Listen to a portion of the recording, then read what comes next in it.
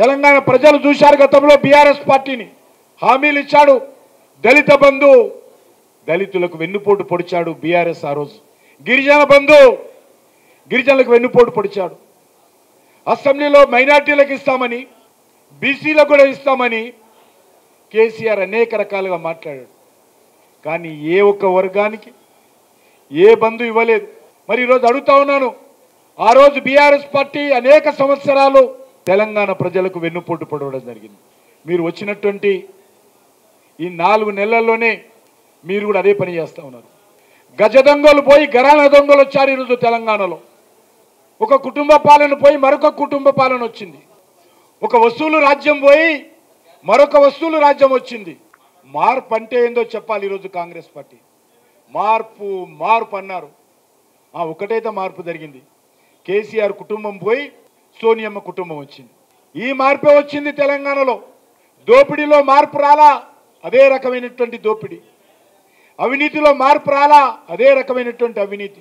ఇచ్చిన మాట తప్పడంలో మార్పు రాలా.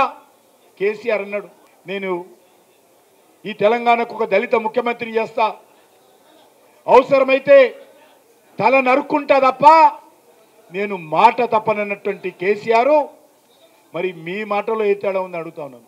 ఏమన్నారు మీరు? 2 లక్షల రుణమాఫీ చేస్తాము. ఓ రైతులారా, మీరెవరైనా అప్పు తీసుకోకపోతే వెంటనే బ్యాంకులకి వెళ్ళి అప్పు తీసుకోండి. ఒకవేళ అప్పు కడితే మళ్ళీ కొత్తగా అప్పు తీసుకోండి. మేము వస్తున్నాము డిసెంబర్ 9 వచ్చినాక మీరు ఆ అప్పులన్నిటిని కూడా ఈ ప్రభుత్వము మాఫీ చేస్తుంది. కాబట్టి మీరు వెంటనే బ్యాంకులకు వెళ్ళి అప్పులు తీసుకోండి అని రెచ్చగొట్టారు. ఇంకొక మాట చెప్పారు, ఏ ఒక్కరు కూడా బ్యాంకులకు అప్పులు కట్టకండి, కొత్తగా కావాలంటే రుణాలు తీసుకోండి. మీరు గతంలో ఉన్నటువంటి అప్పులు, కొత్తగా తీసుకున్నటువంటి అప్పులు మా సోనియమ్మ రాజ్యం వస్తే మా ప్రభుత్వం కడుతుందని చెప్పారు. నేను ఈరోజు ముఖ్యమంత్రిని ప్రశ్నిస్తా ఉన్నాను. రేవంత్ రెడ్డి గారు మీ మాటను నమ్మి మీ పార్టీ కోటేశారు. మీ మాటను నమ్మి రైతులకు అప్పులు, బ్యాంకులకు అప్పులు చెల్లించలేదు. మీ మాటను నమ్మి కొత్తగా రైతులు బ్యాంకుల నుంచి రుణాలు తీసుకున్నారు. కానీ పాత రుణాలు ఎవరైతే రైతులు తీసుకున్నారో ఈరోజు బ్యాంకులు రైతులకు రుణాలు ఇచ్చే పరిస్థితి లేదు.